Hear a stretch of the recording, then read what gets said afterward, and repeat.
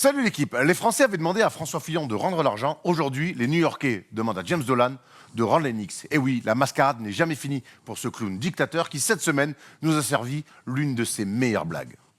Refuser l'accès au Madison Square Garden aux plus grands fans des Knicks de tous les temps. Non mais sérieux, une histoire sombre, certainement amplifiée un petit peu par Spike Lee, mais qui démontre combien James Dolan est un mélange de ce que l'on retrouve généralement aux toilettes, un lendemain de soirée, après un bon menu Maxi Best-of.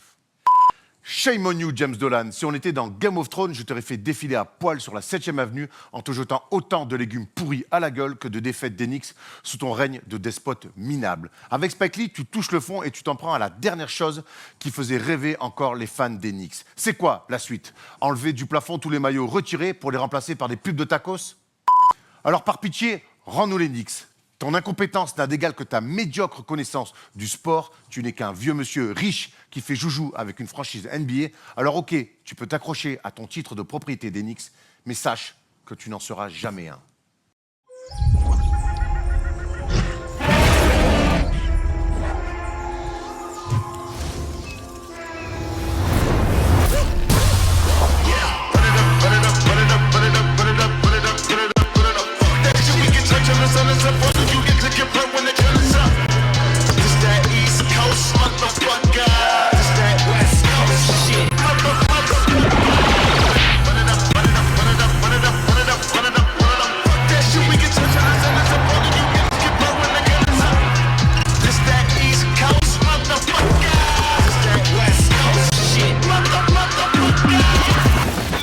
Reach my peak. Yeah. Bring it down around me. It's a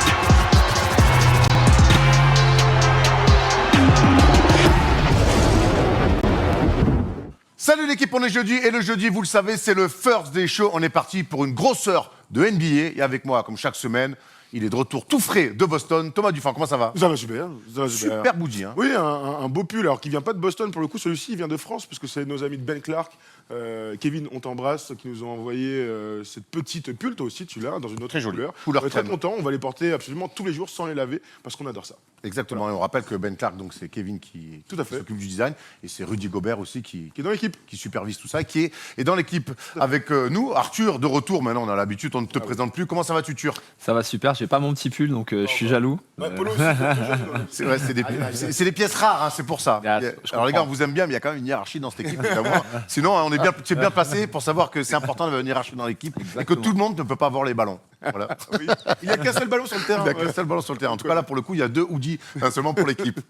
Donc, Kevin, on t'embrasse. Aujourd'hui, au programme, on va parler des news. Le retour de Steph Curry, enfin, Ouais. après ce match raté. On est ravis, ça se passera face aux Raptors. Il y a Pas cadeau. facile. Pour commencer, on parlera un petit peu de triangle, de J.R. Smith ou de Dion Waiters. C'est un petit peu la peste ou le choléra pour les Oh non. Clippers. Et on parlera des Clippers qui pourraient s'offrir leur nouvelle salle. Les paris, un gros débat sur Russell Westbrook qu'on a eu la chance de voir à Boston et qu'on a vu très bon. Et ça correspond un petit peu à une très bonne période pour Russell Westbrook. Est-ce que Russell Westbrook a enfin le jeu parfait pour lui? Est-ce qu'il sera enfin prêt pour les playoffs avec cette équipe de Houston, toujours aussi atypique? Ça sera le grand débat de la journée. Un focus sur Boston, les Boston Celtics, l'équipe, la salle, le TD Garden, un petit peu nos impressions de l'intérieur dans cette ville qui est connue pour être la meilleure ville de sport des USA. Et on finira évidemment par le quiz. Ça vous va, messieurs? C'est un beau programme. Un beau programme. Hein. On est chaud. Hein. On est très très chaud. C'est parti avec les news. 4 seconds, down to 3. Hart steps back, fires, it's the game!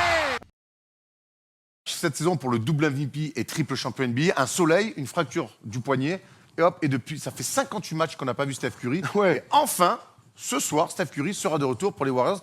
C'est plutôt une très bonne nouvelle, Arthur. C'est une bonne nouvelle pour la ligue et surtout pour son équipe parce que bon bah voilà, on va pas revenir sur la saison de Golden State qui est vraiment catastrophique en termes de résultats.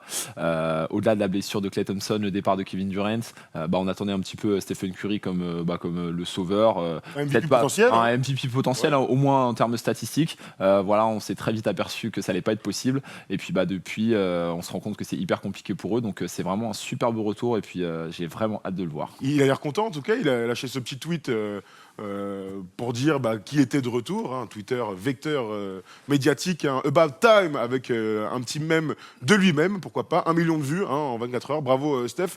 C'est vrai qu'on En fait, le premier truc qui nous vient en tête, c'est ce qu'a dit Tom Ciaravino il y a exactement 3 quarts d'heure sur le canapé. Il disait « Je suis vraiment content de le revoir jouer, c'est un joueur que je kiffe. » Et au-delà des haters, pas haters, nous on a envie de voir les meilleurs joueurs sur le terrain. Stephen Curry fait évidemment partie des meilleurs joueurs depuis 10 piges. Et de le voir blessé et sur le retour depuis quelques semaines maintenant, on voit prendre des tirs du milieu de terrain. On l'a vu en D-League aussi, en G-League ces derniers jours. Et bien voilà, on est content pour son équipe et puis pour nous les fans de revoir ce type revenir sur les terrains. Sans qu'on l'aime ou qu'on l'aime pas, forcément il a manqué à la NBA. On va pas non plus, aussi, oui. on va pas dire n'importe quoi. Et on est content. Et puis ça va de nouveau remettre un petit peu de niveau. Bon, on sait que l'année prochaine les Warriors seront certainement de retour. Et c'est bien d'avoir une équipe. Ça met un petit peu plus de compétitivité. Pas Oui. facile à dire. Andrew Wiggins pourra en profiter aussi. En De plus, son retour, aussi. Tant qu'à faire. Qui a l'air de trouver ses marques Tout à fait, tout à fait. dans cette équipe. Pas mal. On enchaîne, les gars. Vous avez déjà pris un petit pont en match? Moi j'en ai déjà mis plein. Excuse-nous, Maradona. Non mais c'est vrai, pour le coup, j'avais mis Je m'en plein. suis pris un samedi. Oh Ouais, je crois que c'est la première fois en plus. Quelle action, c'était Apparemment, vraiment... Ah, c'est bon, Apparemment, c'est bon. tu tures sale soirée samedi. Ouais, hein. ça le soirée, C'est vrai à ce moment-là, c'était quoi l'action? Au milieu de terrain ou sur un vrai dribble? Fin de match, on galère, défense, hop, petit pont. En plus, le gars, il en a mis 2 ou 3. Bref, on passe. Très bien. Ah ouais, 2 ou 3, c'est pas beau. Hein. Il y en a un qui en met beaucoup en NBA aussi, c'est Trae Young. Et donc ça peut plaire aux plus jeunes, ça peut agacer les plus anciens, comme Trevor Ariza, qui en a pris un donc avec Portland et qui T'es pas content. lui a mis une faute un peu appuyée, mais Un petit taquet. Voilà, un petit taquet, taquet. Et à la fin clairement. du match, il l'a attrapé. Donc moi j'aime que Trae Young fasse ça. J'aime aussi que les anciens le prennent mal. Voilà, je trouve que c'est plutôt bon enfant. Et Trae Young d'ailleurs a déclaré que ça faisait partie de son jeu et qu'il continuerait de toute façon à faire ça dans la ligue. Alors après, toujours pareil, pourquoi pas si tu veux faire ça, mais on sait que ça peut. Faut accepter aussi derrière de prendre des coups quand J'ai on fait l'impression ce qu'il genre accepte. d'action. En tout cas, il dit « Je ne vais pas arrêter de faire des petits ponts, ce sera une partie de mon jeu jusqu'à ma retraite. » On aime qu'il prenne ce parti pris en tout cas. Si vous regardez l'action d'avant, je lui ai mis un flotteur dessus. Il m'a dit quelque chose en revenant en défense. Il a pris les boules et ça a contribué à mon excitation quand je suis revenu balle en main. Je savais ce que j'allais lui faire, lui mettre un petit pont. Je pense qu'il faut le prendre juste pour ce que c'est, c'est-à-dire, sans parler de moquerie et tout, techniquement déjà c'est très difficile à faire, surtout en NBA, malgré le fait que les joueurs soient grands. Lui, il le fait sur des crosses, il le fait sur des pick and roll, il le fait au milieu de terrain, il maîtrise ça. Et je trouve ça bien qu'il le fasse parce qu'on aime quand même le spectacle. J'espère juste qu'il ne le fera pas dans les grands moments de play-off, quand ces moments-là arriveront, si un jour ils arrivent. Confère passe dans le dos de Steph Curry en Tout finale à NBA, fait, mon directement en ami. touche, avec le visage de Klay Thompson qui, je pense, qui vaut Ouais. toutes les insultes du monde, un simple visage fermé. Ouais, non, je suis d'accord. Après, ça fait partie de son jeu. Il le sait aussi à Oklahoma, parce qu'il devait sûrement À la fac, hein, à la Oklahoma, fac, à la fac. à la fac, oui, excusez-moi. Il devait sûrement le faire au lycée. Ça fait partie de son jeu. T'as des gars qui naturellement font ça. Voilà, on sait que c'est un talentueux. Donc voilà. Mais après, il y a différentes manières de le faire. Des fois, vraiment, on voit que c'est utile sur une contre-attaque. Le gars, il est au milieu, tu peux la passer. Ou un pick and roll, tu sais, parfois. Ouais, ou la ça- pick and roll, ouais, ouais. ou même les passes. Après, des fois, on peut voir que c'est un petit peu de la provocation et que c'est pas obligé. Donc, je peux comprendre que ça puisse énerver. Voilà, c'était pas non plus quelque Très chose. méchant. C'est pas non Non. plus méchant. Mais on aime. On aime, attention, moi, et c'est ce que tu as un petit peu dit tout à l'heure, il faut que ça reste dans le jeu. Il Ouais, faut que c'est ça. ça apporte au jeu. Si on tombe que dans de la fantaisie, attention. Après, le basket te permet aussi, mais comme d'autres sports, te permet aussi de charrier ton adversaire, Oui, ça fait voire de partie du jeu. l'humilier, mais pas en parlant et tout, dans le jeu, mettre un cross, le gars il tombe, tu lui mets un step back, tu tires sur sa gueule, gros c'est normal de lui dire frérot, je t'ai démonté la gueule. Donc ça fait partie aussi de notre sport, on va c'est pas ça, se mentir. c'est Hein. ça. J'ai hâte qu'il le fasse sur un des frères Maurice. Voilà, Marrant. ouais. Je pense qu'il mon âme la vie, évite, hein, Ouais, si tu bagarre. regardes, hein, Il y a évite, frérot, certains hein. joueurs, je pense qu'il faut éviter. faut éviter. Ou tu fais les deux en même temps. Bon, ils sont pas dans la même équipe, heureusement. On Mais... finit un match à 3 équipes. Voilà. Ah, Messieurs, j'ai une question à vous poser, et c'est un petit peu le choix de Sophie, pour ceux pour les fans de littérature. Dion Waiters ou J.R. Smith pour les Lakers? Moi, très clairement, J.R. Smith. Ah ouais. Très clairement, J.R. Smith. Pourquoi? Parce qu'il a l'expérience d'un titre, l'expérience des finales, parce qu'il en a fait 3 ou 4 avec Cleveland. Et puis surtout, je pense que si J.R. Smith il vient dans l'équipe, on sait ce qu'il doit. Lui sait ce qu'il doit apporter. Les Lakers savent ce qu'il doit apporter. Sa place, elle sera plutôt claire. Son rôle sera plutôt clair. Dion Waiters, au-delà de ses frasques en dehors du terrain, c'est un joueur pareil très talentueux et tout, mais pour faire quoi? Défendre, mettre des shoots, je sais pas. J.R. Smith, moi je m'inquiète pas du fait qu'il n'ait pas joué cette saison. Il sera toujours à droit, il mettra il mettra toujours des paniers. C'est quand même un athlète, même si on peut douter de son hygiène de vie. C'est un superbe athlète. Voilà, moi J.R. Smith vraiment tous les jours. Moi, je mets plutôt John Waiters pour le coup. Alors d'abord parce qu'il y en a un des deux qui n'a pas joué depuis 1 an et demi. Alors John Waiters, ça fait 2 ans qu'il oscille entre blessure, pas blessure et ainsi de suite. Il se retrouve sur le fait d'être 2 postes 2, à peu près de même taille, même corpulence. On peut dire que J.R. Smith a progressé avec Cleveland défensivement quand ils sont allés chercher le titre. On peut dire que J.R. Smith a aussi l'habitude de LeBron. Donc ça lui donne peut-être un petit avantage dans les grands moments, hein, évidemment, puisque les deux sont passés par les Cavs. Je mettrais John Waiters pour un truc. Il est plus capable de jouer, d'avoir la balle dans les mains et de créer pour lui-même. J.R. Smith est capable en fin de chaîne et ainsi de suite. Mais John Waiters a plus en lui, d'un point de vue de son profil pur, de prendre des pics, de mettre des gros tirs avec la balle dans les mains et ainsi de suite. Donc j'irais plutôt John Waiters, mais comme tu l'as dit au début, franchement, c'est pas ça qui va changer toute l'équipe. Hein. Dites-nous dans les commentaires si vous êtes plutôt John Waiters ou J.R. Smith. Moi, je vais trancher entre vous deux. Je vais aller côté Arthur, donc avec J.R. Smith, pour les raisons que tu as évoquées. L'expérience aujourd'hui, ce qu'on va attendre de J.R. Smith, c'est de l'expérience. Les Lakers ont besoin d'un mec d'expérience. Et on sait que J.R. Smith, au-delà des finales, les playoffs, souvenez-vous, contre Chicago, quand il va les sortir de l'au-delà. Oui, mais il a ça en lui. Il l'a vécu. John Waiters, c'est vrai que c'est un vrai talentueux qui a mis des gros tirs, mais c'est de la saison régulière. Mais alors pourquoi personne ne l'a pris depuis 1 an et demi? C'est ça le J.R. truc. Smith Ah ouais. John Waiters, au moins, il a des blessures. Mais pourquoi Non, mais pas que des blessures. John Waiters, il a aussi été mis au placard terrible. Ouais, mais c'est les blessures. Vous souvenez-vous d'il y a 2 ans, quand avant qu'il signe son Ben, contrat, il est très fort. très fort. On se souvient de ce buzzer beater. bien sûr. Contre Golden State.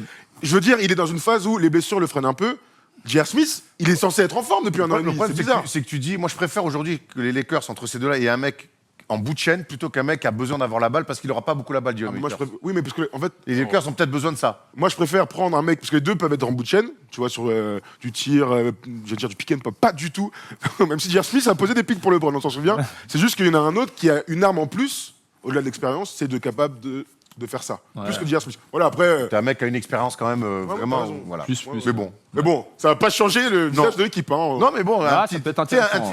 un tir en playoff ouvert à 3 points. Ouais. Faut mettre Un rebond offensif de fin de match aussi. Je John Waiters, du coup. John me Waiters. rappellerai toute ma vie. Mec, tu m'étonnes. Un des horrible. plus traumatismes les plus incroyables des fans de LeBron. Pour moi, c'était un truc de fou. Franchement, là, il faisait jour, il commençait à faire jour. Je me suis dit, allez, c'est bon, on va prendre le On parle match. évidemment du match, 51 points de LeBron. du match du Game 1 avec J.R. en finale contre les Warriors. Quelle année 2018, la dernière année. Ouais, où J.R. Smith prend le rebond offensif Et doit marquer, il fait un moins et 1. inverse les côtés, le sens du jeu avec LeBron James qui lui fait mais Vas-y, ou passe, ou. Une séquence incroyable. Bref, on reste à Los Angeles, mais on va chez l'ennemi, les Clippers, qui pourraient enfin retrouver leur salle. On sait qu'ils ont eu une salle au tout début de leur histoire à Los Angeles. Après, ils ont partagé depuis 2000 le Staples Center avec les Lakers. Tout à fait. Et on sait qu'il y a une volonté réelle chez les Clippers de vouloir avoir la propre salle. Et ça pourrait se passer à Inglewood. Tout à fait, puisque Steve Ballmer, que vous connaissez tous, le propriétaire tout à fait fantasque qui régale, hein, on peut d'ailleurs le mettre directement parmi les meilleurs propriétaires avec Mark Cuban de toute la NBA. Il est aussi le James propriétaire. Dolan aussi, à qui on a rendu un bel hommage. Évidemment, ton gars sûr. D'ailleurs, James Dolan, on va le retrouver dans cette histoire, puisque Steve Ballmer a pour objectif d'avoir la salle des Clippers, puisque dans le renouveau, la nouvelle identité des Clippers, eh bien, la salle est importante pour la saison 2024-2025. On sait que l'ancien forum d'Inglewood, où jouaient les Lakers de Magic il y a 30 ans, eh bien, est désuète et ainsi de suite. Donc, il faudrait les retaper ou reconstruire une salle en face. Enfin bref, c'est très compliqué, évidemment, de construire une salle. Le problème, c'est que qui gère le forum d'Inglewood, c'est James Dolan. James Dolan, par le biais de son entreprise, la Madison Square Garden Company, qui gère aussi donc, le MSG de New York, entre autres. Et donc, plutôt que d'essayer de se mettre d'accord parce qu'il y a des problèmes sur les projets, ils doivent faire un parc technologique, mais en fait, c'était une salle pour les Clippers. Enfin bref, tu connais ce genre de trucs chelous qu'on retrouve souvent d'ailleurs à Marseille. Hein, je sais pas pourquoi je dis ça, j'avais envie. Toi, tu vas pas Ouais, c'est clair. Tu vas pas Et bien, faire l'année Steve 2020, Ballmer- ça va te faire bizarre. Et ben regarde la petite photo du forum magnifique avec les lumières. Et bien, Steve Ballmer, lui, a plutôt décidé d'aller racheter complètement la salle pour soit la refaire, soit la détruire et en faire une autre. En tout cas, il a pris le taureau par les cornes et parmi ses grands projets, donc, c'est d'avoir une magnifique salle pour les Clippers. On verra comment ça va se goupiller. Pour l'instant, il n'y a rien de sûr. Mais en tout cas, on se rapproche d'une belle salle pour les Clippers. C'est quand même mieux d'avoir sa propre salle. Je mieux, suis pas fan, moi, des Mais ce sont les salles à partager. des franchises qui De toute la NBA, c'est les salles, gros. Avoir sa propre salle, c'est aussi quelque chose. On parlera tout à l'heure de Boston et du TD Garden. C'est avoir une salle à lui, c'est à soi, c'est quand même différent. Donc tu crées quelque chose quand même. Alors que la salle, le Staples Center, c'est la salle des Lakers, qu'on le veuille ou non. Ouais, regarde, les Nets n'ont jamais joué au Madison Square Voilà. Garden. Alors, sauf si j'ai une bêtise, peut-être il y a longtemps, mais en tout cas, Non, j'ai crois aucun pas. souvenir. En Ils tout ont cas, toujours eu pas celle à à domicile, Newark en tout cas. ou à Ouais. Brooklyn. Ils ont toujours eu leur salle. C'est important. Et puis quand les Clippers jouent à domicile, ben, en fait, frérot. quand il y a Clippers-Lakers et que c'est les Clippers qui reçoivent, c'est quand même... Ça marche pour beaucoup de stats Voilà. dans tous les États-Unis. Oui, mais bon. Ouais, mais bon, c'est quand même très identifié, Bah, Lakers. Donc, T'en as vu un, toi, non de... Ah, je crois que t'avais vu un Clippers Lakers. Ouais, Clippers Lakers. Ah, voilà, et donc il y avait Ouais. que des gens de Lakers. C'était censé être les Clippers, hein, c'était la salle de configuration Clippers, mais dans la salle, hormis au premier rang où il y avait, ils avaient donné ils avaient vendu aux fans des Clippers, sinon c'était que des Lakers dans la. Et puis voilà, les banderoles, tout ça. Les banderoles et tout, c'est Caché, la salle- Voilà, c'est la salle de. Alors après, des Lakers. la salle elle sera à Inglewood. Inglewood, c'est le sud de Los Angeles, et historiquement, c'est quand même vraiment fan des Lakers. Il y a beaucoup de fans de Lakers là-bas, donc bon, on verra. Il y a des tweets qui disent que les fans des Clippers habitent plutôt dans le nord à Pasadena, mais bon, on verra. Et puis alors, nord-sud Los Angeles, c'est pas nord-sud Paris. hein. Ouais, c'est ça. C'est nord-sud l'Aquitaine, en fait. hein. Ouais, c'est clair. Ok, bon, écoute, en tout cas, on suivra ça et on aura hâte d'aller découvrir cette nouvelle salle d'ici On a le 3-4 temps, ans. 5 ans, ouais. 5 ans. Le temps passe si vite. Allez, c'est le moment de gagner un peu d'oseille, justement. Si on veut aller faire des voyages pour aller visiter les nouvelles salles des Clippers, il faudra gagner un peu d'argent. Et c'est ce qu'on va essayer de faire avec Parions Sport.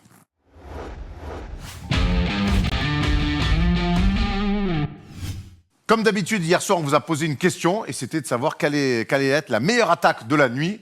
Et hier soir, la meilleure attaque de la nuit, ça se passait dans le Texas. Tout à fait, puisque hier, il y avait un super match entre Doncic et Zion. C'était donc à Dallas, les Mavericks affrontaient les Pelicans. Et donc, après une prolongation, les Mavs ont marqué le plus de points la nuit dernière.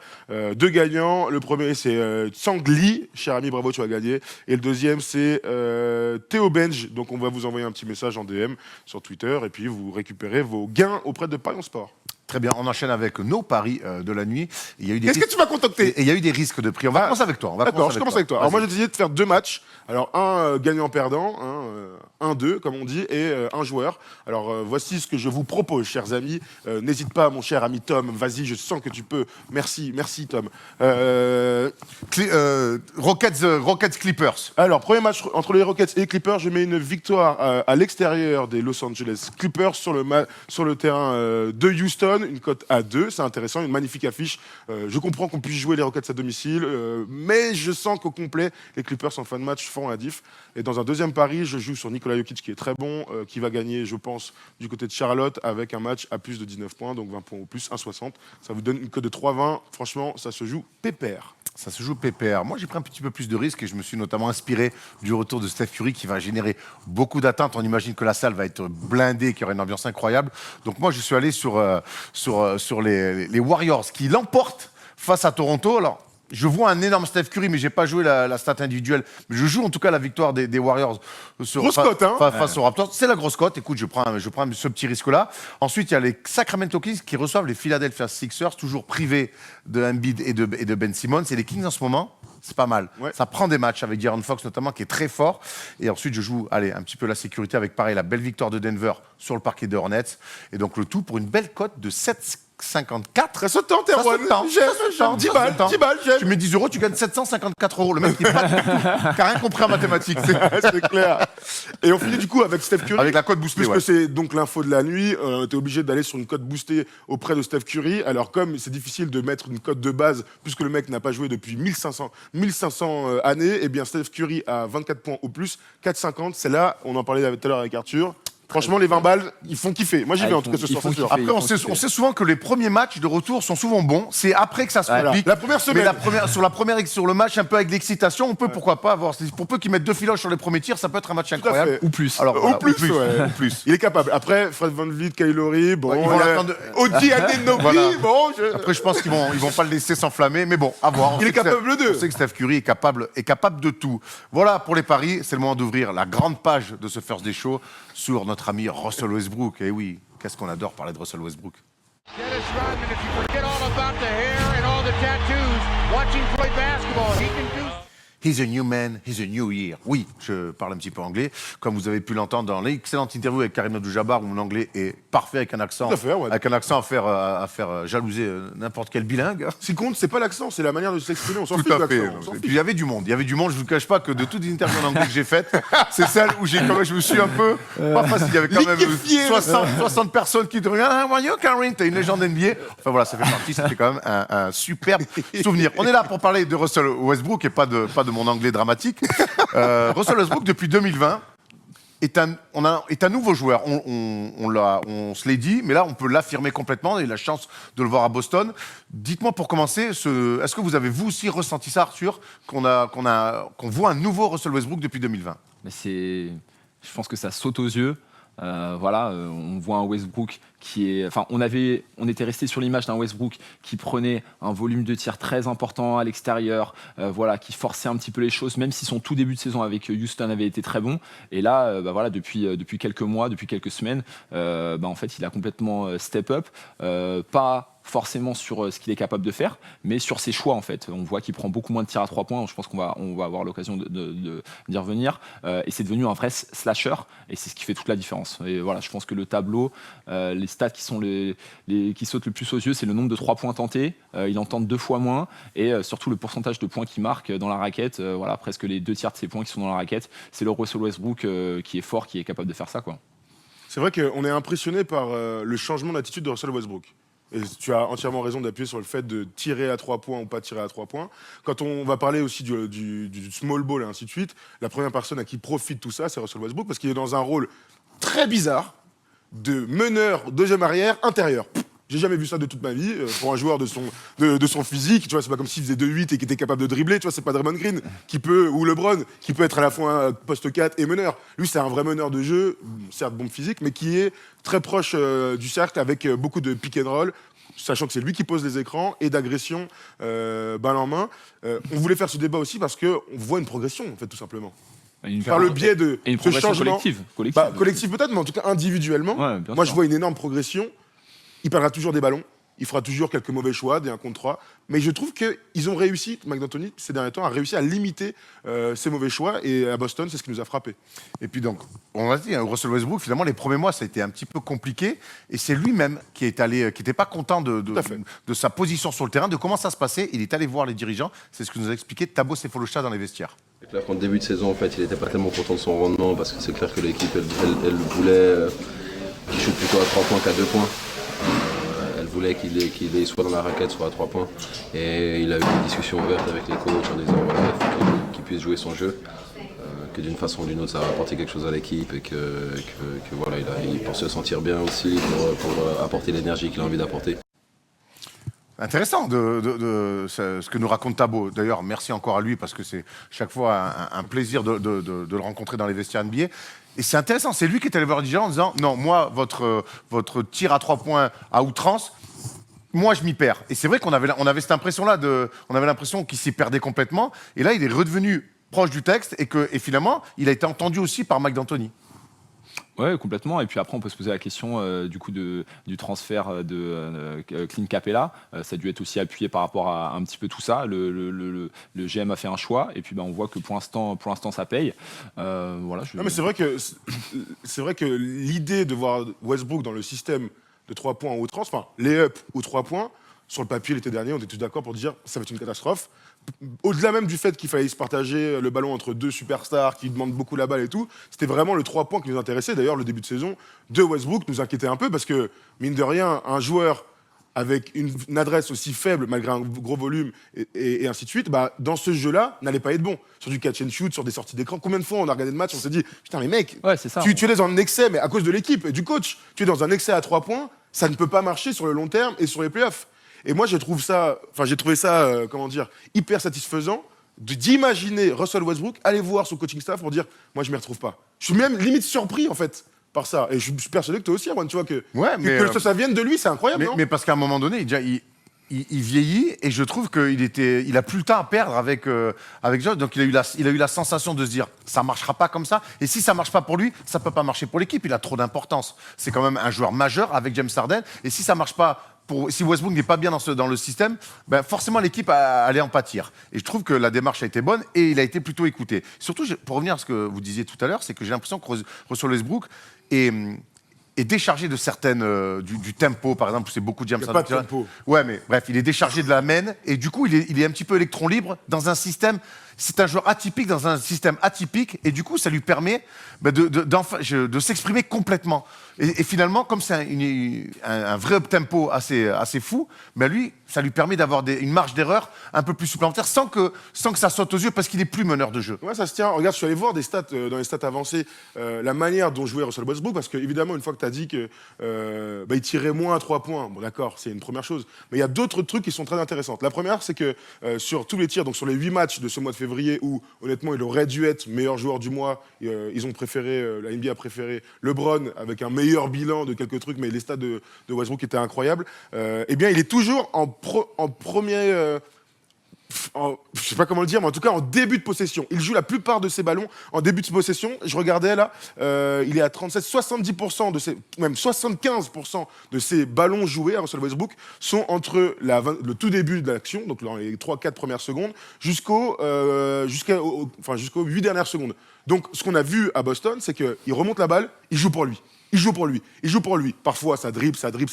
D'ailleurs, dans les stats de dribble, eh bien, ses tirs sont pris à 75%, encore une fois, avec au moins 3 dribbles effectués. Donc, c'est énorme. Dans le basket d'aujourd'hui, on aime l'idée qu'on lâche, on la récupère, on joue, on attrape, et ainsi de suite. Lui, il dribble. Il y a très peu de passes dans le jeu du C'est le jeu des Rockets. Hein. C'est le jeu des Rockets, mais du coup, il est tellement fort sur le dribble, sans dire qu'il a un de l'incroyable, mais sa puissance, sa vitesse lui permet toujours d'aller trouver le cercle. Et c'est vrai que le match à Boston, c'est la première chose qui nous a sauté aux yeux, clairement. Ouais, et on voit surtout, il va sur ses points forts, il joue enfin. J'ai l'impression, et ce qu'on lui reprochait à OKC, alors c'était déjà très fort les saisons qu'il faisait, il n'a pas été MVP pour rien, il ne fait pas 3 saisons en triple-double pour rien, mais j'ai l'impression qu'il y avait parfois des excès et qu'il allait, en jouant purement meneur, sur des choses qu'il maîtrisait moins, par exemple. Et là, dans cette configuration à côté de James Harden, mais j'ai l'impression qu'il ne joue qu'on voit quasiment plus que ses points forts. Le drive très fort et mi-distance, on le dit pas assez, mais son tir à mi-distance quand il arrive en transition offensive, ça, il est. On l'a toujours dit ça. Hein. Oui, d'accord, mais il était beaucoup plus fort sur 2 dribbles. Voilà, mais là, que tirer à 3 du coup, on le voit beaucoup plus. Et du coup, à 3 points, il en prend moins, mais quand il en prend, c'est des tirs ouverts. Et par contre, il peut en mettre. Ah, il peut en mettre. On peut en mettre. Mais du coup, ce small ball là, les Rockets sont en train de l'apprendre encore, et même si ça marche pas mal. Eh bien, il y a encore pas mal de boulot, ils sont encore en forme d'apprentissage. Là encore, c'est Thabo Sefolosha qui nous l'explique. On a plutôt l'habitude de jouer avec 4 extérieurs plutôt que 5, donc des fois avec la position, on essaie de trouver un petit peu pour pas se marcher sur les pieds les uns les autres.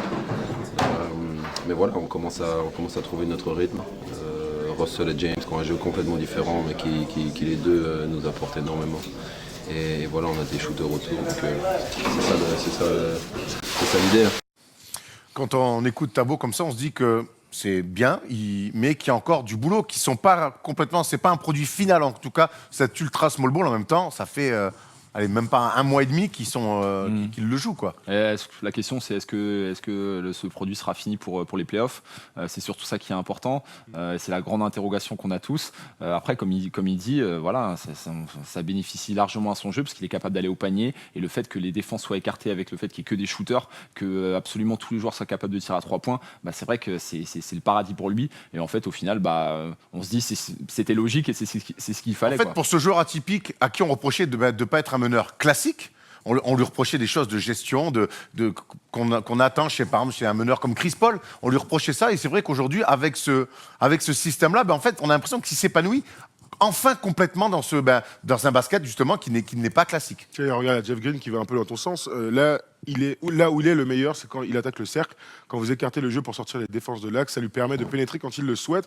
Il faut tirer son chapeau à Mike D'Antoni et son staff pour leur changement tactique. Ça tire le meilleur de ce qu'il sait faire. Alors, on va attendre quand même avant de tirer son chapeau à Mike D'Antoni. On va attendre les playoffs, 1 tour, 2 tours, une finale de conf, avant de commencer à dire tout va bien. C'est vrai que le changement permet à Russell Westbrook, comme tu l'as dit, en tant que joueur atypique et en tant que bulldozer incroyable en 1 contre 1, d'être très très fort dans les stats et d'avoir énormément d'impact sur les résultats de son équipe, parce qu'effectivement, ça marche. Il y a 1 mois et demi, quand ils ont transféré Clint Capella, moi j'étais le premier à dire, je n'y crois pas. Je pense quand même aujourd'hui que ça ne marchera pas en play-off, mais il n'empêche que ça, en tout cas dans la saison régulière, dans les gros matchs et tout, ça fonctionne. Après, tu vois, quand tu parles des relations entre James Harden et Russell Westbrook, moi je ne trouve pas qu'il y ait une relation entre les deux. Je trouve qu'il y a Russell Westbrook qui joue, James Harden qui joue, ils font leur truc. Et d'ailleurs, quand tu regardes les stats avancées, tu vois que Russell Westbrook, il passe, tout à l'heure, je parlais de dribble posé. Quand tu poses beaucoup de dribble, ça veut dire que tu as beaucoup la balle dans les mains. Et regarde, il prend 44% plus 36%, ça fait exactement 80% de ses tirs avec au moins 3 secondes de balle en main. Donc c'est de 3 à plus de 6 secondes. Donc c'est ça, quoi. James Harden avec Westbrook, c'est archi intéressant d'en parler. Effectivement, il n'y a pas de lien dans le jeu entre eux, où ils se font des passes, où ils vont se trouver. Il n'empêche que James Harden, qui est dans un creux un peu en ce moment, mais qui, quoi qu'il arrive pour les adversaires, est obligé d'être défendu et qui attire les défenses adverses, ou en tout cas qui oriente toutes les pensées des défenses adverses, mais qu'est-ce que ça fait? Ça laisse des espaces pour Russell Westbrook qui, sur demi-terrain, sur du surnombre, il n'a jamais été aussi fort. Et ça, quelque part, tu vois, ils ne font pas de passe entre eux, quelque part, c'est un peu chacun son tour, mais l'influence de James Harden sur le jeu profite directement aussi à Russell Westbrook. Et c'est plus intéressant, Bien sûr. c'est plus intéressant pour les Rockets que ça soit Westbrook qui ait la balle et Harden qui soit un peu plus de que Westbrook ait la balle et que du coup les défenses elles peuvent pas laisser, comme tu disais, Harden tout seul. Alors que si Harden a la balle tout seul, c'est un peu plus facile, je pense, pour la défense de laisser des aides, sur Westbrook. Après, beaucoup de défenses ont décidé depuis un certain temps, et ça peut expliquer les crises un petit peu d'adresse de Harden, d'aller le doubler. Et on l'a encore vu avec Boston. Aujourd'hui, sur Harden, on lui met des vrais défenseurs. On a vu Jalen Brown commencer sur lui, s'y coller directement. Et c'est Marcus Smart qui s'était chargé du cas Westbrook. Mais on le voit, ils vont le prendre très haut à James Harden. Ils l'obligent vraiment. Ils le sortent de son confort naturel. Ce qu'on avait l'impression sur le début de saison. Et du coup, mine de rien, toutes les défenses, il y a beaucoup d'aides aussi qui anticipent les drives de Harden. Et du coup, ça laisse énormément d'espace à Russell Westbrook, je trouve. Ouais, et on va moins aider. Et quand Russell bien Westbrook sûr. aussi a la balle, on va moins aider parce t'as qu'on raison. ferme sur Harden à l'opposé. Alors du coup, on a l'impression qu'ils ont fait ce choix de dire celui qui a la balle fait son truc. Donc James Harden, ça va être ses step back. On l'a vu. Franchement, il a pris des tirs. Mon gars, il a mis des tirs avec la faute à 3 points. Mais mec, toute la salle faisait oh, tu sais genre il est vraiment, tu vois, mais tu sais avec des mains comme ça, il tire, il met, je fais c'est un truc de ouf. Donc du coup, lui il va faire son truc côté fort.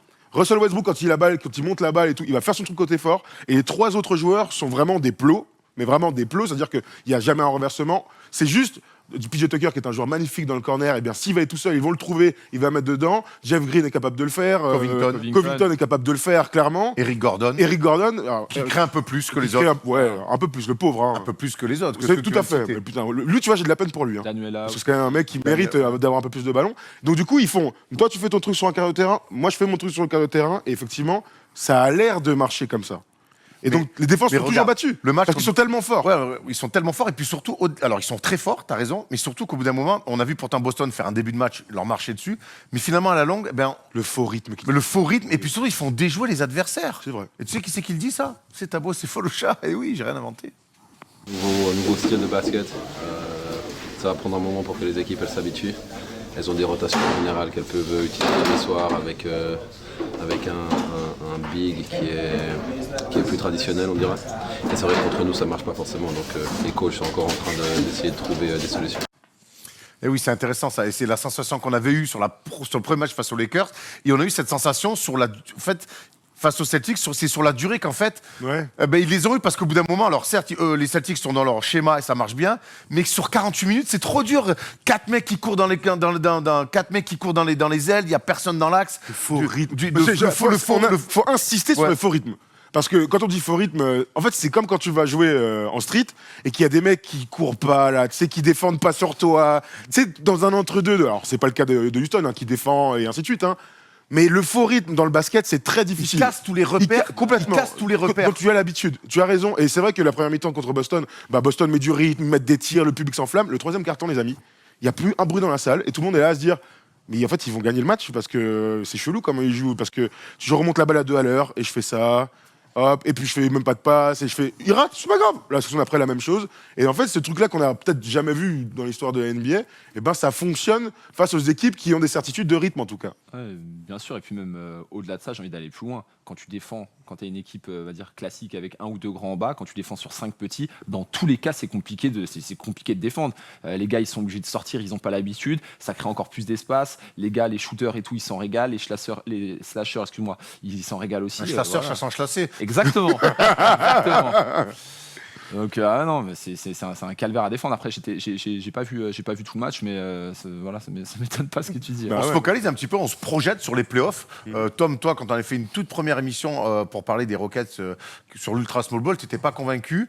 Ça marche plutôt pas mal, en tout cas en saison régulière. Le bilan est plutôt très bon. Bien sûr. Westbrook n'a jamais semblé aussi fort cette saison Tout à fait. avec James Harden. Est-ce que sur les playoffs, finalement, tu as revu un petit peu ton jugement? Non, parce qu'une série de playoffs, c'est tellement d'ajustements. Mais on voit que les équipes ont du mal à s'ajuster. Je sais, mais le problème, c'est que quand il va falloir envoyer un grand pour défendre sur un Anthony Davis qui domine, ils ont que Tyson Chandler. Et Tyson Chandler, Qui a la cave. Voilà, alors j'ai vu à l'échauffement, il met encore de sacrés pétards, hein, mais à un moment donné, c'est bien d'avoir des armes, d'autres armes, pour pouvoir changer quand ça va pas. Et McD'Antoni, depuis, je sais pas, 3-4 saisons, n'a pas de plan B. Il a encore moins de plan B maintenant, il a même plus de plan B avec un grand. Donc, ils se sont cassés les dents face aux Warriors souvent, parce qu'ils n'avaient pas de plan B. Ils ont toujours pas de plan B. Je vois pas pourquoi ça passerait maintenant alors que ça passait pas avant. Arthur, ce qu'il faisait sur les grands, c'était souvent de mettre Covington ou PJ Tucker et souvent de passer devant, Ouais. les petits faux, et derrière de venir trapper très vite sur les grands. Dès qu'ils ont la balle. On a vu contre Rudy Gobert notamment, Ouais, mais- qui va affronter 2 fois. Oui. Ils viennent un Ouais, mais peu- Rudy, Daniel Tays, c'est pas des gens qui dominent à l'intérieur. Moi, j'attends de voir quand il y aura un tonton. Alors, ils ont gagné contre les Lakers. Hein. Ah, ça Oui. va Gros, dépendre du- faire ça là, ça va bam, dépendre du boum, match-up et je contre truc, qui je mets un tombe, Thomas. Frérot, si t'es petit, hein. Ouais, Donc, je sais, mais voilà, c'est- après, tu sais que quand t'es grand, quand t'as tout le temps des Ah, petits, oui. et que tu te retournes, t'as la rotation, le Ah, mec. ça, on connaît, hein. Et là-dessus, Covington et PJ Tucker sont excellents. Tout à fait. Pour, C'est pour ça venir, que je dis, il y a un pour grand qui réduire domine. les espaces, venir très Ah vite ouais, dans les bien sûr. rotations, ne pas te laisser t'exprimer. Ouais, mais un grand qui domine, c'est un grand qui domine. C'est sûr. Ça, dans tout le basket de tous les temps, et le meilleur exemple, c'est le Shaq, c'est que tu peux lui mettre n'importe qui, un grand, un petit. C'est pour ça qu'on aime bien dire qu'aujourd'hui, il démontrait tout le monde le small ball et je sais pas quoi. C'est qu'un mec qui prend bien une pause, qui a pas besoin d'un dribble pour marquer, tu ne peux pas défendre sur lui, que ce soit un grand ou un petit. Même si c'est vrai que ça fonctionne pour l'instant d'avoir des petits qui se dépatouillent, là, qui sont chiants, là, qui attrapent tout le temps. Ouais, ou si tu reprends pour les Lakers, même LeBron, ça va être dur à défendre, même s'ils ont des gars qui peuvent un peu faire la comparaison physiquement. Dans tous les cas, effectivement, ça va être dur. Moi, je pense surtout, pour répondre à ce que vous disiez, ça va dépendre de qui est-ce qu'ils vont croiser en play-off. Franchement, Ah oui. qui est-ce qu'ils vont croiser en play-off? Effectivement, si tu tombes contre les Lakers, bon, moi je vais les suivre cette année. Je vais pas être serein non plus, mais je pense que voilà, quand même, quand tu tombes sur un Anthony Davis, voilà, ça va être compliqué. Il est capable de jouer. Il est pas obligé de jouer dos au panier. Il peut jouer face au panier. Là, tout de suite, ça va être beaucoup plus compliqué lorsque tu rends 10 ou 15 cm de moins pour défendre. Après. Voilà, là ils sont quatrième. Alors regarde, si cinquième, on le fait voilà, aujourd'hui. si on le fait aujourd'hui. Alors si ça s'arrête aujourd'hui, premier tour ce serait Jazz Rockets. Et Intéressant. là, intéressant, ils se sont joués 2 fois dernièrement. Il y a une fois où Utah a Utah pris les gagne. deux. Ouais. Non, Utah gagne au buzzer sur le. non, Rockets gagnent. non, les Rockets gagnent. Le tir de Bogdanovic au buzzer. Oui, mais Et après le Rockets va gagner Rockets va- à Utah. et avec un Westbrook qui est très fort, Énorme. notamment Ok. sur ça, Ah oui, c'est vrai, c'est vrai. Donc voilà. Après, Et ils deuxième peuvent- tour, Lakers du coup. deuxième tour Lakers, mais même voilà sur le premier tour, je dis Ou pas. Memphis, hein. Ouais. No offense. En plus, ils auraient l'avantage du terrain. Franchement, ça serait hyper intéressant à voir. Et je pense que tous les fans de basket, pour cette opposition style, ça serait sympa de voir. Tu dis Mais quoi, toi je parce pense que- que ce serait compliqué. Et toi, tu tout dis cas- quoi, Erwan, du coup, par En rapport au tout cas, playoff ce soir, il y a un énorme match face aux Clippers. Ça va être aussi intéressant de le voir face à une autre opposition différente que les Lakers ou le Jazz. Moi, j'ai du mal vraiment à me prononcer. Je suis plutôt comme toi. Je me dis que sur une série où, quelque part, les équipes, c'est plus facile de s'adapter quand tu joues 5-6 fois la même équipe sur 10 jours que quand tu la joues une fois de temps en temps. Donc, je crois que sur la durée, ils risquent, mine de rien, de baisser pavillon, comme on dit. Mais en tout cas, j'ai une forme de respect, d'admiration pour dire nous, on fait ça et on le joue à 100%. Et ça marche Ils pour ont l'instant. très décapé là. Ouais, ouais. Ils ont fait venir Covington, Robert Covington pour ça, qui s'associe Green. excellemment Jeff Green, avec Jeff Green, avec autour de PJ Tucker. Je trouve que leurs rotations défensives sont.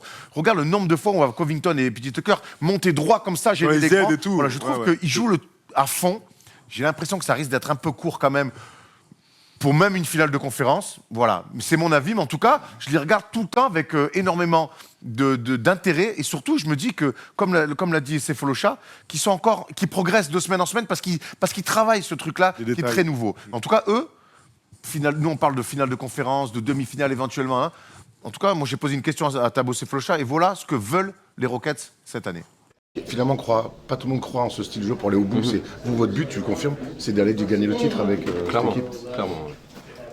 Voilà, on ne peut plus. On ne peut, Ah oui, je crois qu'il a dit oui. On ne peut être plus clair. Donc voilà, les Rockets jouent clairement le titre. Harden, Westbrook, avec deux MVP, avec un coach qui a été coach de l'année, un style particulier. Mais en tout cas, voilà, leur objectif à eux, c'était intéressant de l'avoir, c'est de dire on n'est pas outsider, on joue le titre. Ça m'aurait étonné qu'ils disent Ouais, autre moi chose. aussi, hein, je suis pas surpris. Moi non plus. J'ai une autre question, Aaron, pour clôturer un peu tout ça, parce que c'est un débat sur les Rockets, c'est le small ball et ainsi de suite, mais c'est surtout un débat sur Russell Westbrook.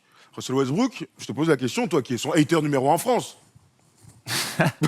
En tout cas, tout ce que Avec les fans des Rockets avant l'année dernière. Non, alors ma question. Hater, Non, mais je rigole. Non, mais c'est bien de dire. Te formalise pas là-dessus. Ça veut dire qu'en fait, quoi qu'il fasse, tu diras non. Alors, c'est pas le cas. qu'est-ce que tu penses de ce changement de mentalité de Russell Westbrook? Tu n'as pas vraiment répondu à Alors, cette question. je vais te répondre. Je trouve que le fait qu'il ne soit plus meneur pur lui va à merveille. On l'a souvent dit, à l'époque même d'OKC, qu'on le voyait plus comme un bis numéro 2. Et c'est un petit peu ce qu'il est. Et aujourd'hui, je trouve que dans cette forme de jeu non conventionnelle... Libre. Ouais. On va dire libertine. Voilà, c'est ça. c'est là où il se trouve le mieux. Il a eu aussi l'intelligence, lui, d'arrêter des excès de tir extérieur, qui n'est pas sa force première. Et il se concentre aujourd'hui vraiment sur ce qu'il fait à la perfection, sur ce quoi il excelle. Et l'excelle, c'est drive, slash, aller au panier. Et franchement, défendre sur lui, c'est vraiment un taf à plein temps, très fort à mi-distance pour aller provoquer des choses, toujours bon passeur pour fixer données. Et je trouve qu'aujourd'hui, il s'est concentré sur ce qu'il maîtrise le mieux, et ça se voit. Il y a un joueur comme ça, mais dans un style de basket libre. On sait qu'aujourd'hui, il a 30 ans, et je pense qu'il a compris, et les gens qui le coachent ont aussi compris, qu'on n'en fera jamais un Chris Paul, on n'en fera jamais un meneur atypique. Et donc finalement, c'est un meneur typique. Donc c'est dans l'atypique et dans ce basket où on lui a un petit peu enlevé les responsabilités d'organisation, les responsabilités de meneur pur, ce qu'on lui reprochait le plus, que je le trouve excellent. Alors, est-ce que ce Russell Westbrook te plaît? Moi, c'est un joueur qui peut te plaire. À moi, un mec qui prend 8 tirs à 3 points par match et qui se dit je vais arrêter parce que c'est pas là où je suis le plus fort et qui fait ce qu'il fait, je peux que le souligner et je peux que saluer ça. Et ben voilà. La première fois que C'est pas vu, vrai, tu dis un truc positif. C'est Non, je pas la rigole. première fois que j'ai des choses positives sur Russell Westbrook. C'est pas moi qui le dis, ce sont les tweetos. Mais en tout cas, je trouve ça archi intéressant comme réflexion, Comme démarche. et surtout qu'il prouve après sur le terrain aussi, quoi. Là, le match à Boston, il met 41 points, il est magnifique. Il est tient en première. Il est tient en première mi-temps, il les fait gagner à la fin, donc il est magnifique. Et surtout, j'ai l'impression que les mecs qui jouent avec lui Prendre du plaisir. prennent du plaisir. Ils ont envie de se dépouiller pour lui. Ce qui est pas tout le temps, ce qui semblait des fois être un peu compliqué avec Harden. Aujourd'hui, avec Westbrook, en tout cas, il les amène avec lui. Et surtout, Westbrook reste Westbrook quand même. Ça a pas Je n'ai pas changé, grand-chose à Magnifique faire. pour finir, ça. Je n'ai pas grand-chose à faire de ce que les autres pensent de mon jeu. Je vais continuer à botter le cul à tout le monde. C'est ce qu'on te souhaite. On te donne quand même rendez-vous en play-off. Oui. Bon, On rappelle que ça fait quelques fois que tu te fais sortir 3 au premier tour. Oui, tout à fait 3 fois. 3 fois. Voilà, messieurs, on a fait le tour de ce débat archi intéressant. Ce soir, il y a Rockets Clippers. Dites-nous ce que vous pensez de la métamorphose de Russell Westbrook dans le jeu. Si vous pensez que les Rockets peuvent faire un gros coup en play-off avec une finale de conf ou une finale NBA, pourquoi pas. En tout cas, voilà, il y aura plein de choses à suivre. Et on vous l'a dit, et Thabo Sefolosha vous l'a dit, les Rockets n'ont pas fini leur mutation encore du small ball. Intéressant à suivre pour la suite. On a fait le tour, messieurs. Tout à fait. C'est le moment d'aller parler des Celtics, puisqu'on revient de Boston. On a vu plein de choses intéressantes dans les coulisses, donc c'est le moment de vous en parler dans le focus. They do have a timeout. Decide not to use it. Curry, way downtown. Bang! Bang! Et oui, vous le savez, on revient de Boston où on a pu assister à la rencontre entre les Celtics et les Rockets. Puis on a aussi pu découvrir le TD Garden. On a aussi pu découvrir cette ville de Boston qui est une ville qui respire le sport. C'est considéré d'ailleurs comme la ville sportive numéro 1 aux États-Unis. Puis on a pu aussi rencontrer les parents de Martin et Gaspard par hasard. On a rencontré des Français dans une sandwicherie de lobster. De lobster, on s'est régalé. Pardon. Puis ils nous en parlent en français. Ils nous ont dit mais nos enfants vous suivent. Et puis voilà, et nous aussi on vous suit. Donc c'était rigolo. Donc on salue, on leur a promis Martin et Gaspard qui jouent au hockey, mais qui suivent aussi la NBA. Donc voilà, bisous à toute la famille. Thomas, quand on arrive dans cette ville de Boston, quand on parle aux gens des Celtics, on sent que les fans, les supporters là-bas de sport sont différents que des autres villes des États-Unis. Oui, c'est vrai qu'aux États-Unis, la culture sportive est quand même très forte par rapport à la nôtre en France, qu'on est très foot et après on a du mal quand même à décliner sur d'autres sports. Dans cette ville-là, l'avantage c'est que tu as tous les sports possibles. Tu as l'une des plus grandes équipes de baseball, donc les Red Sox. On a eu la chance de visiter le Fenway Park, 100 ans d'histoire incroyable. Donc les Boston Celtics. Pour les gens de Boston, c'est la plus grande franchise de toute l'histoire. D'ailleurs, on travaille pour répondre à cette question bientôt dans un documentaire. J'ai mon avis là-dessus, mais je le garderai pour moi. Tu as les Bruins en hockey. On a eu la chance d'être un soir de match à côté du TD Garden, et c'est vrai que la ville est rythmée par ça. Et enfin, les New England Patriots, alors le GL Stadium est à 30 km, mais en tout cas, tu sens que la ville est drivée par, tu l'as dit, le sport en général. Il y a aussi les facs, parce que Harvard et MIT, Boston College. Boston College, absolument. On a eu la chance d'aller à Harvard, et c'est vrai que j'ai aimé ce truc de tout le monde regarde du sport tout le temps, à l'américaine, mais encore plus à Boston, parce que ça reste une petite ville, 600 000 habitants par rapport aux autres grandes villes qu'on a eu la chance de visiter. Arthur, toi, t'as fait une ville comme Cleveland, par exemple, où tu as pu découvrir la salle et les fans. T'avais senti la Q Arena, t'avais senti, à l'époque, il y avait encore LeBron, t'avais senti ça un petit peu déjà dans une ville. Ça peut être un peu comparable pour toi? Alors moi, c'est difficilement comparable parce qu'en fait, à Cleveland et dans l'Ohio, les gens sont vraiment derrière LeBron. Tu sentais vraiment que c'était LeBron partout sur les voitures. Les gens, ils ont tous d'un porte-clés LeBron ou indirectement Cleveland, des Cavaliers. Mais voilà, là on sentait vraiment que c'était porté sur LeBron James, sur un personnage qui est issu de l'Ohio, et c'est pas vraiment le Cleveland en tant que ville. Donc voilà, je pense que c'est un petit peu différent. Après, c'est vrai qu'il y avait quand même, tu sens qu'il y a une atmosphère, c'était les playoffs, etc. Mais je pense que ça reste quand même un cran en dessous de Boston et voilà, de cette culture sportive qui est très liée à la ville, quoi. C'est vrai que la franchise est au-dessus de tout. Ouais, voilà. La franchise est au-dessus de tout. Et quand on rentre dans cette salle, donc le TD Garden, c'était la 4e salle NBA qu'on découvrait. J'ai eu l'impression Pas la d'un 4e, mix. c'est la 6e. On a fait Miami, Los Angeles, les deux de New York. Madison. Ça fait donc 5. Bon, bref, 5. Et Entre les deux. Moi, j'ai eu l'impression de poids de l'histoire, même si l'époque Bird, c'était pas cette salle, mais le poids de l'histoire du Garden et le côté technologique, clean du Barclays Center.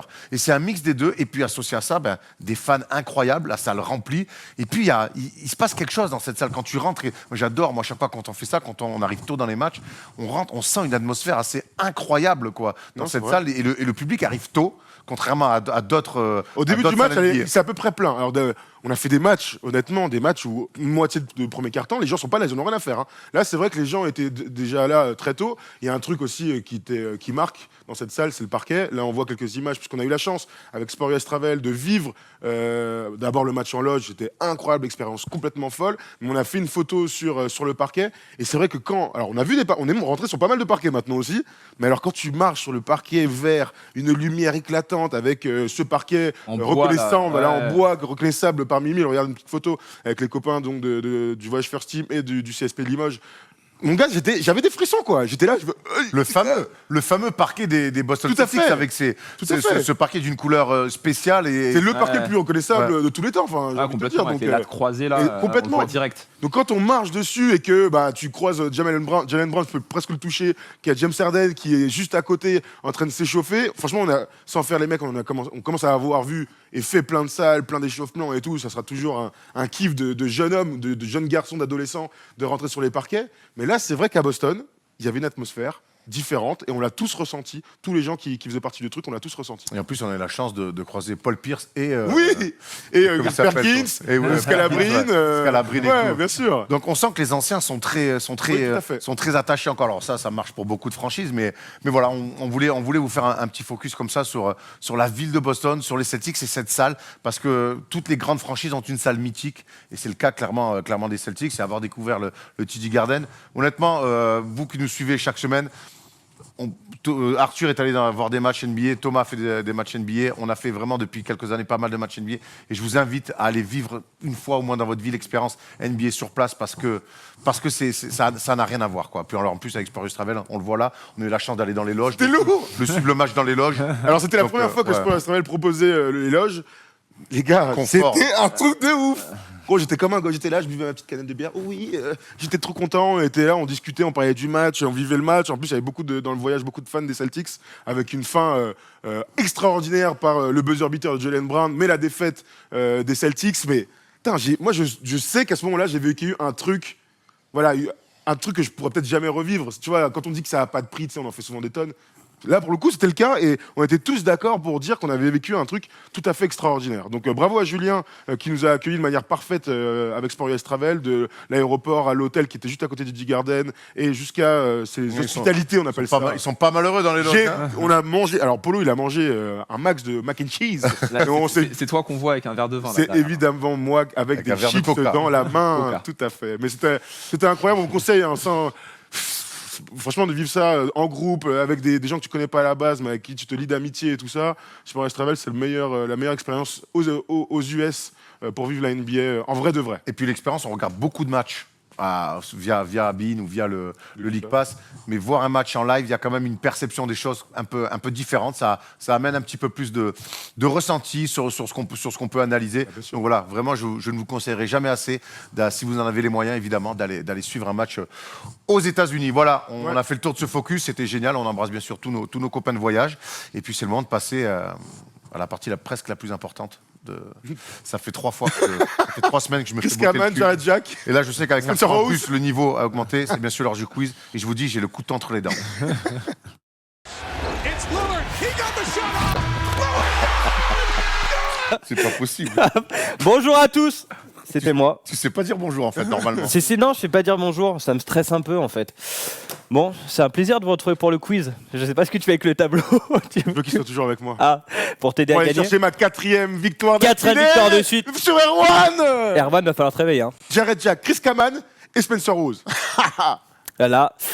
Arthur, t'es chaud? Je suis chaud. T'es plutôt chaud? On va commencer par un petit All-Star Game, un petit roster. Encore? Oui. Tu fous ma gueule? Et je me régale. Vas-y, tu veux pas trouver autre chose, oh? Je trouverai autre chose, oh! Ok, pardon. I need a time. Ok, oh là. J'avais pas d'autres phrases, je sais dire que ça. Alors, All-Star Game 2016. Ok. Oh. Le roster à l'ouest. Franchement, ça va, c'est il y a 4 ans. Ouais, non, mais Et c'est un truc un peu mythique. Arthur, tu Ok, peux y aller. ok, j'en ai. 2016, Ouais, vas-y. 2016. Kevin Durant. Oui. Il est dans le 5. L'Ouest, hein. Ouais. À moi Ouais. Russell Westbrook. Oui, il est dans le 5. Kobe Bryant! Bien sûr, c'est son Son dernier. dernier. Stephen Curry. Bien sûr, dans le 5. Il en manque un dans le 5. Clay Thompson. Clay Thompson, ouais, il est sur le banc. Non, mais j'ai peur de faire une redite parce que j'ai pas écouté à un moment. Il en manque un dans le 5. Oh, putain. Je l'ai, je crois. Ouais, je crois que je l'ai, mais vas-y, je vais aller sur autre chose complètement. En 2016, oh la vache, bon, je vais dire James Harden quand même. Oui, parce qu'il y a, Parce que j'ai peur qu'il il y a ait- quand même quelques vrais gars encore. Non, mais j'ai eu peur qu'il le dise pas en fait. Faut qu'il ait déjà dit, pardon. Vas-y, Arthur. Damien Lillard. Damien Lillard, c'est osé. Et c'est raté. C'est les 2 années où il a pas là. Ah non, ouais, c'est les 2 années où il fait un peu scandale. T'es sûr hein, quand même hein. Anthony Davis. Je vais évidemment vérifier. Oui, Anthony Davis est là. Anthony Davis. Rose. Attends, mais je regarde parce que j'ai peur avec lui. Et attends, je vais faire vérifier quand même. Hein. Non. De- Quoi 2016, c'est bon. Il était. Et le pas- box score sous il est les pas- yeux, donc il n'y a aucun problème. Ok. Anthony Davis, tu viens de le dire. Qu'est-ce qu'il y avait J'avoue qu'il allait vérifier, il allait checker des noms. Kata.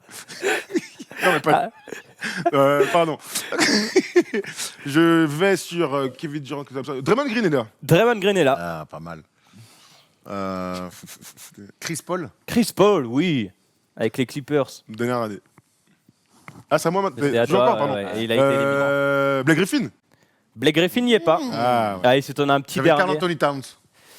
Carl Anthony Towns, il n'y est pas. Il restait ce qu'on n'a pas dit, la Marcus Aldridge Ouais. et des Marcus Cousins avec Sacramento. Putain, Ouais. Qui est peut-être sa. Non, pas ça. Non. D'ailleurs, non. c'est pas loin d'être la dernière. Hein. Ça m'étonnerait que ce soit avec Sacramento. Il est Il a traîné jamais juste été All-Star après. avec Sacramento. Ah non, je veux dire pas loin de la dernière section All-Star Game. Ah là, c'est marqué Team Sacramento. hein. Ouais, ouais, c'est peut-être il était chez Jean Léger de la saison d'après, 2017. Ça fait 3 ans qu'il est blessé. Hein. Ouais.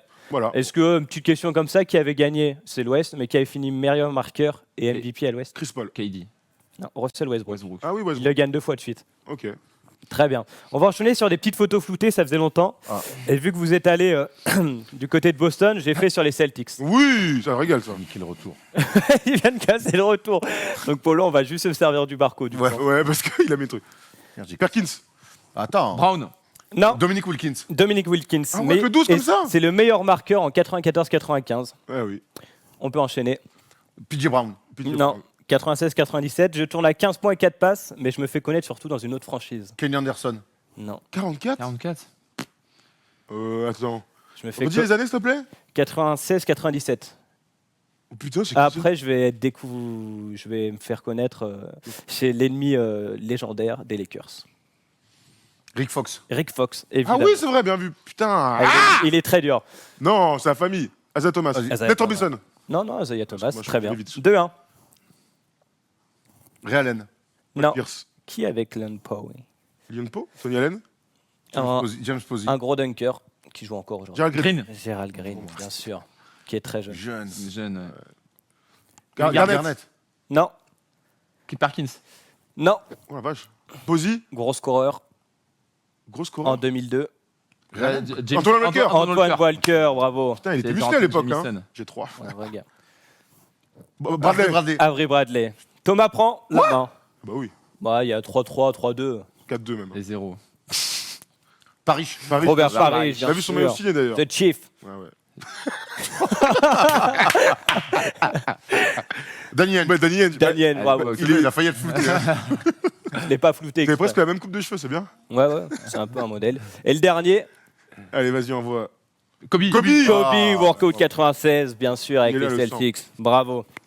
Allez, on va terminer avec un petit qui suis-je. Tout est remis à 0.